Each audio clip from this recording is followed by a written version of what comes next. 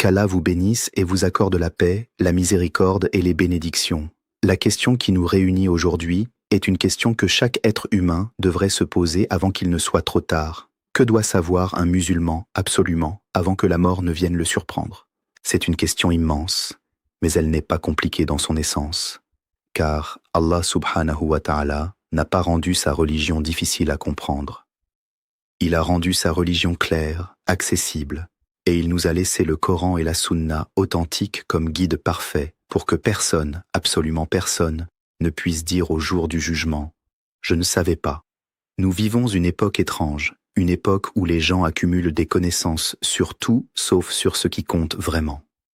On connaît les statistiques des matchs de football, on connaît les dernières tendances technologiques, on connaît les noms des célébrités et leur vie privée, mais on ignore souvent les fondements même de notre foi, les piliers sur lesquels repose notre existence entière. Et pourtant, Allah dit dans le Coran, dans la sourate Ad-Dariyat, verset 56, « Je n'ai créé les djinns et les hommes que pour qu'ils m'adorent. Voilà le but de notre existence. Voilà pourquoi nous sommes ici, sur cette terre, pour un temps limité, compté, mesuré.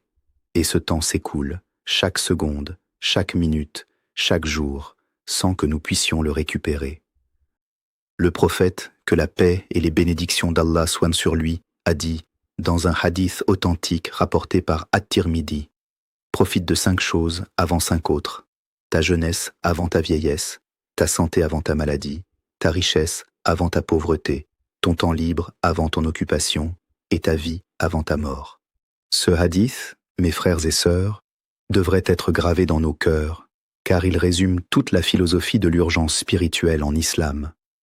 Nous ne savons pas de combien de temps nous disposons. Nous ne savons pas si demain nous serons encore de ce monde. Et c'est précisément pour cette raison que la question que nous traitons aujourd'hui est d'une importance capitale. Avant d'entrer dans le vif du sujet, je voudrais, comme à mon habitude, vous inviter à vous abonner à cette chaîne si ce n'est pas encore fait, car elle est dédiée entièrement à diffuser la connaissance authentique de l'islam, fondée sur le Coran et la Sunna, sans déviation, sans innovation, telle que l'ont comprise nos pieux prédécesseurs.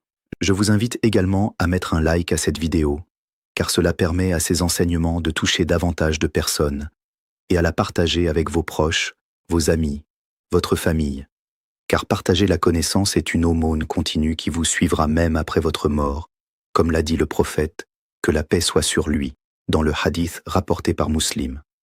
Lorsque le fils d'Adam meurt, ses œuvres s'arrêtent sauf 3, une aumône continue, une science dont on bénéficie, ou un enfant pieux qui invoque pour lui. Entrons maintenant dans la première partie de notre développement, où nous allons voir les fondements essentiels que tout musulman doit connaître et maîtriser avant qu'il ne soit trop tard.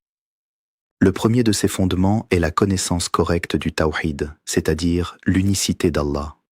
C'est la base absolue de toute la religion. Sans cette connaissance, aucune œuvre, aussi grande soit-elle, ne sera acceptée. Allah dit dans la sourate Az-Zumar, verset 65, « Si tu donnes des associés à Allah, tes œuvres seront certes vaines, et tu seras certainement du nombre des perdants. » C'est une menace extrêmement sérieuse. Beaucoup de gens pensent que le tawhid se résume à dire qu'il n'y a qu'un seul Dieu, sans comprendre les implications profondes de cette affirmation. Le tawhid se divise en 3 catégories essentielles que les savants ont extraites du Coran et de la Sunna.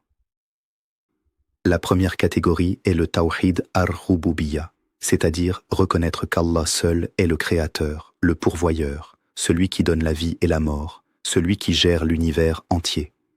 Même les mécréants de l'époque du prophète reconnaissaient cela, comme Allah le mentionne dans la sourate Al-Ankabut, verset 61. Si tu leur demandes, qui a créé les cieux et la terre, et assujetti le soleil et la lune? Ils diront très certainement, Allah.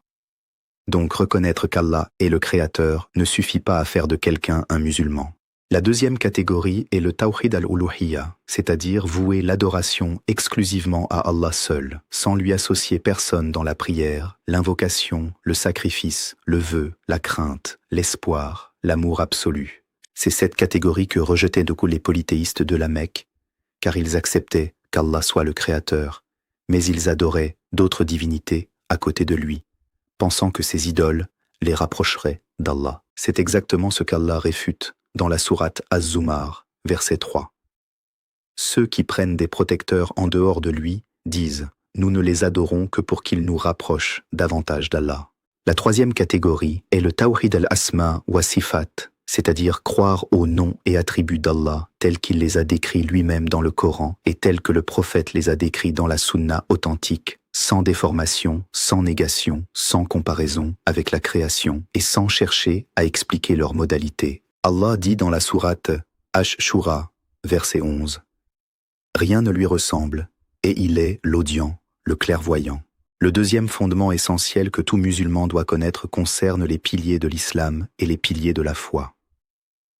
Les 5 piliers de l'islam sont l'attestation de foi, la prière, l'aumône légale, le jeûne du mois de Ramadan et le pèlerinage pour celui qui en a la capacité. Le prophète, que la paix soit sur lui, a dit dans le hadith authentique rapporté par Al-Bukhari et Muslim, « L'islam est bâti sur 5 piliers. Témoigner qu'il n'y a de divinité digne d'adoration qu'Allah et que Muhammad est son messager, accomplir la prière, s'acquitter de la zakat, jeûner le mois de Ramadan et accomplir le pèlerinage à la maison pour celui qui en a les moyens. » Ces 5 piliers ne sont pas de simples rituels vides de sens. Chacun d'eux a une sagesse profonde. La prière, par exemple, est le lien direct entre le serviteur et son Seigneur, 5 fois par jour, un rappel constant de notre dépendance envers Allah.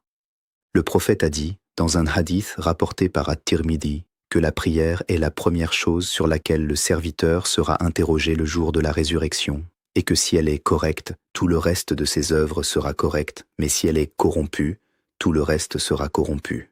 Voilà pourquoi je vous exhorte, frères et sœurs, à ne jamais négliger la prière, car elle est le pilier de la religion, et celui qui l'abandonne a détruit un pilier fondamental de son islam. Les 6 piliers de la foi, quant à eux, sont la croyance en Allah, en ses anges, en ses livres, en ses messagers, au jour dernier et au destin, bon ou mauvais.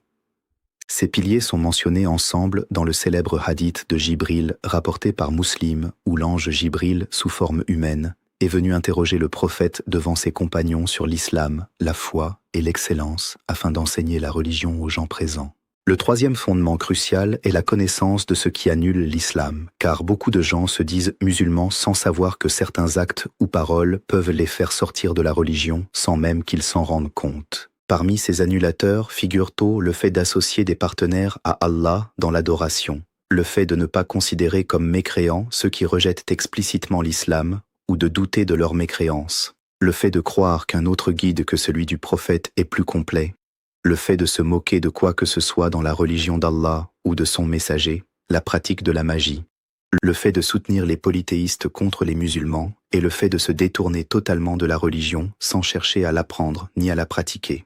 Ces points sont détaillés par les savants comme Muhammad ibn Abdul Wahhab dans son traité sur les annulateurs de l'islam, un texte fondé entièrement sur le Coran et la Sunna. Maintenant, entrons dans la deuxième partie de notre développement, où nous allons approfondir davantage ce que chaque musulman doit savoir avant qu'il ne soit trop tard, en abordant des aspects plus pratiques et plus urgents pour notre quotidien. Le premier point ici concerne la réalité de la mort et la préparation à celle-ci. Allah dit dans la sourate Al-Ankabut, verset 57, « Toute âme goûtera la mort. Ensuite, c'est vers nous que vous serez ramenés. » Cette vérité est absolue, incontournable, et elle ne fait aucune distinction entre riches et pauvres, jeunes et vieux, puissants et faibles. La mort viendra, qu'on l'accepte ou non, qu'on s'y prépare ou non. Le prophète, que la paix soit sur lui, a dit, dans un hadith rapporté par At-Tirmidhi, « Soyez dans ce bas monde comme un étranger ou un voyageur. » Cela signifie que nous ne devons jamais nous attacher excessivement à cette vie éphémère, car elle n'est qu'un passage, une étape, un pont vers l'au-delà éternel. Beaucoup de gens vivent comme s'ils allaient rester éternellement sur cette terre. Ils accumulent des richesses, poursuivent des plaisirs, remettent à plus tard leur repentir, pensant qu'ils auront toujours le temps de se corriger, de prier, de faire le bien. Mais la mort ne prévient pas. Elle frappe soudainement, sans rendez-vous, sans avertissement. Combien de personnes sont mortes, en pleine jeunesse, en pleine santé, sans avoir eu le temps de se repentir? Voilà pourquoi Allah nous ordonne, dans la sourate Az-Zumar, verset 54, « Revenez à votre Seigneur et soumettez-vous à lui avant que ne vous vienne le châtiment, après quoi vous ne serez plus secourus. » Le deuxième point essentiel concerne le repentir sincère, la taouba. Personne n'est parfait, tous les enfants d'Adam commettent des erreurs, mais les meilleurs d'entre eux sont ceux qui se repentent sincèrement. Le prophète a dit, dans un hadith rapporté par At-Tirmidhi et authentifié par de nombreux savants, tous les fils d'Adam commettent des péchés, et les meilleurs des pécheurs sont ceux qui se repentent. La taouba véritable comporte plusieurs conditions essentielles que tout musulman doit connaître. Abandonner immédiatement le péché, éprouver un regret sincère pour l'avoir commis, avoir la ferme résolution de ne plus y retourner. Et si le péché concerne les droits d'autrui, réparer ce tort ou obtenir leur pardon. Allah dit dans la sourate At-Tahrim, verset 8, « Ô vous qui avez cru, revenez à Allah d'un repentir sincère. Il se peut que votre Seigneur efface vos méfaits et vous fasse entrer dans des jardins sous lesquels coulent les rivières. » Ce qui est magnifique dans la miséricorde d'Allah, c'est qu'il accepte le repentir tant que l'âme n'est pas arrivée à la gorge, c'est-à-dire tant que la personne n'est pas à l'agonie de la mort, et tant que le soleil ne se lève pas de l'Occident, ce qui est un signe de la fin des temps. Le prophète a dit, dans un hadith rapporté par Muslim, qu'Allah tend sa main la nuit pour accueillir le repentir de celui qui a péché le jour, et tend sa main le jour pour accueillir le repentir de celui qui a péché la nuit, et ce, jusqu'à ce que le soleil se lève de l'Occident. Cette miséricorde immense devrait nous pousser à ne jamais désespérer, quelle que soit l'ampleur de nos péchés, mais elle devrait également nous pousser à ne pas repousser notre repentir, car nous ignorons quand notre heure viendra.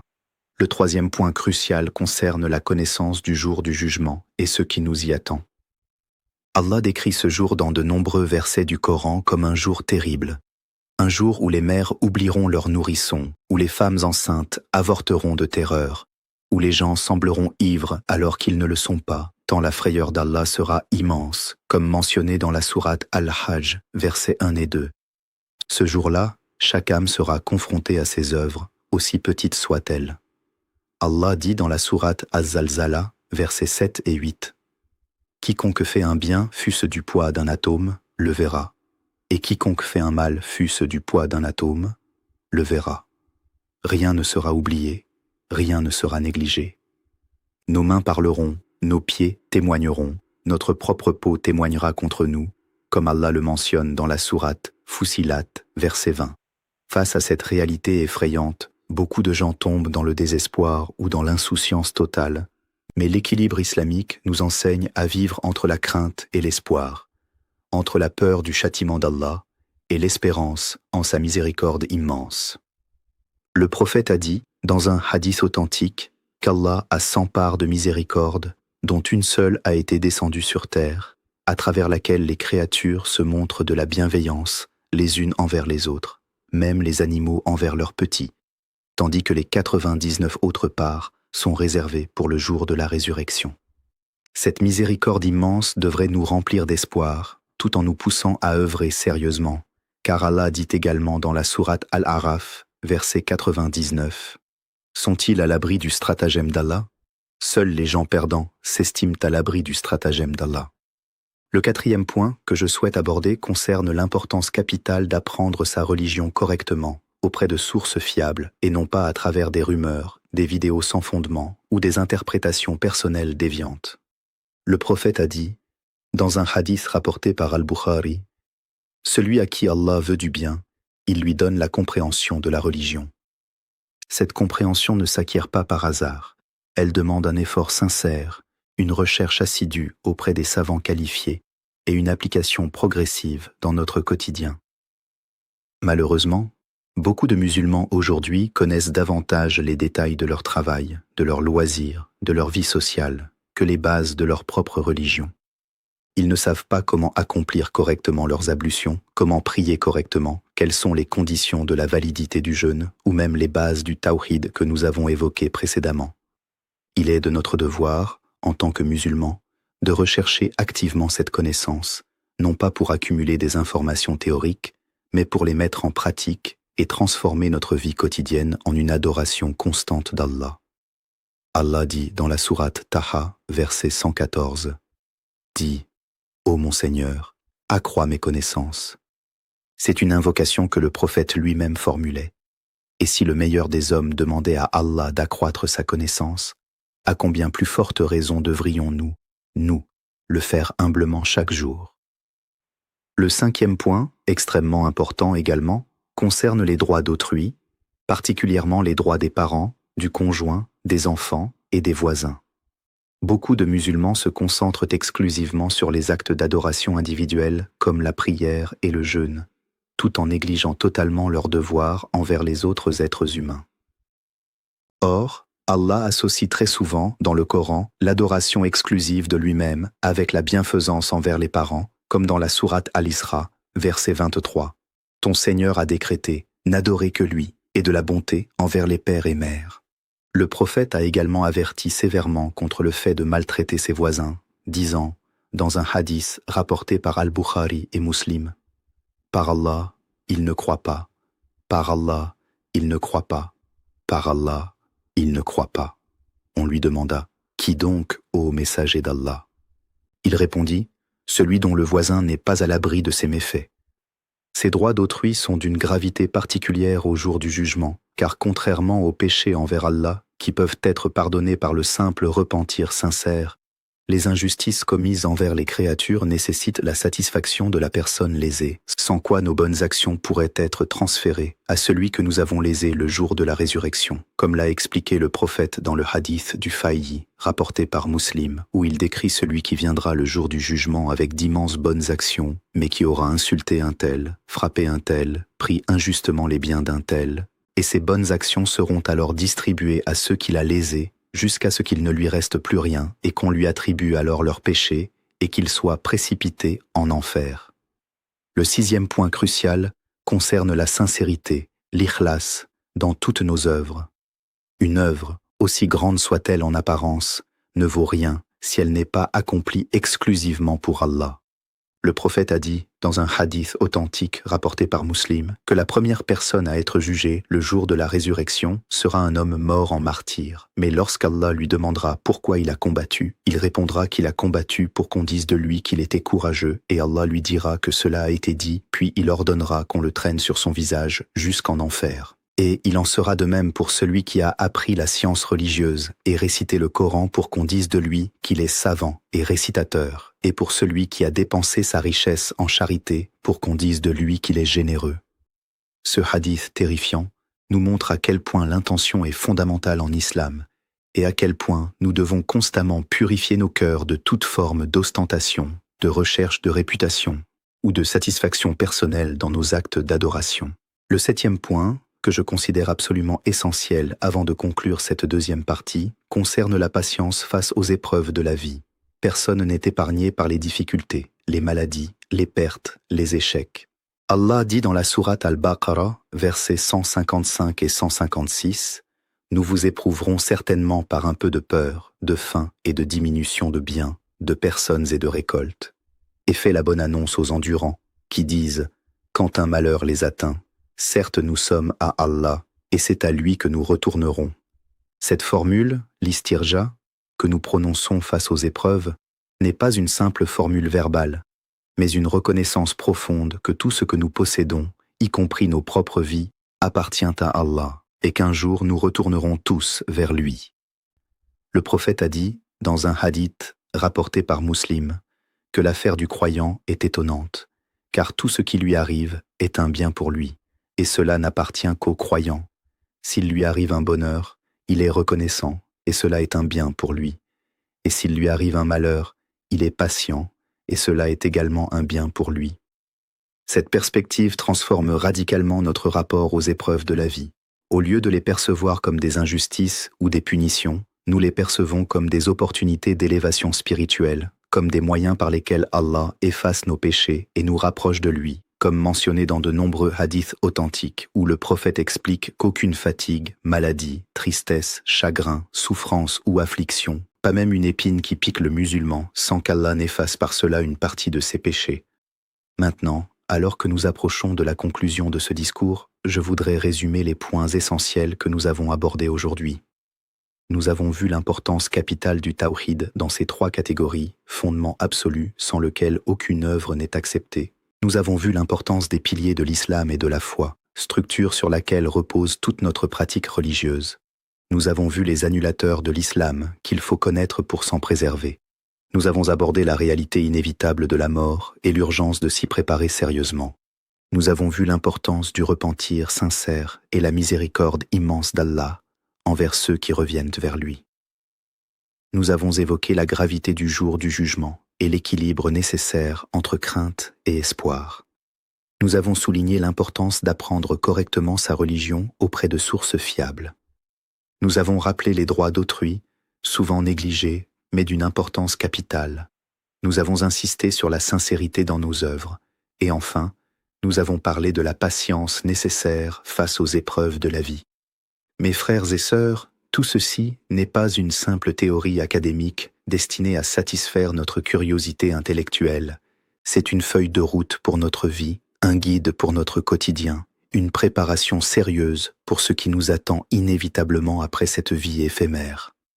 Le temps qui nous est accordé sur cette terre est un dépôt précieux qu'Allah nous a confié et nous serons interrogés sur la manière dont nous l'avons utilisé. Le prophète a dit, dans un hadith rapporté par At-Tirmidhi, que les pieds du fils d'Adam ne bougeront pas, le jour de la résurrection, tant qu'il n'aura pas été interrogé sur 5 choses. Sa vie et comment il l'a passée, sa jeunesse et comment il l'a usée, sa richesse, d'où il l'a acquise et comment il l'a dépensée, et sa science, ce qu'il en a fait. Je vous exhorte donc, du fond du cœur, à ne pas remettre à demain ce que vous pouvez accomplir aujourd'hui. Ne remettez pas votre repentir. Ne remettez pas l'apprentissage de votre religion. Ne remettez pas la réconciliation avec vos proches que vous auriez pu léser. Ne remettez pas l'accomplissement de vos prières avec humilité et régularité. La mort ne prévient pas, et le jour du jugement approche inexorablement, que nous le voulions ou non.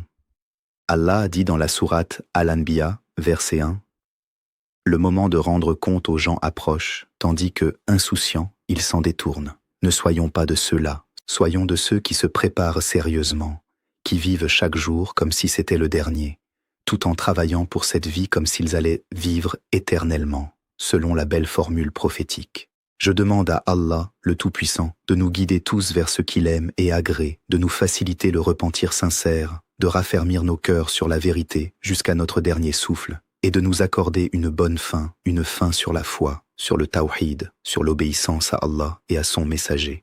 Qu'Allah nous préserve tous de l'insouciance, de la négligence et du désespoir de sa miséricorde.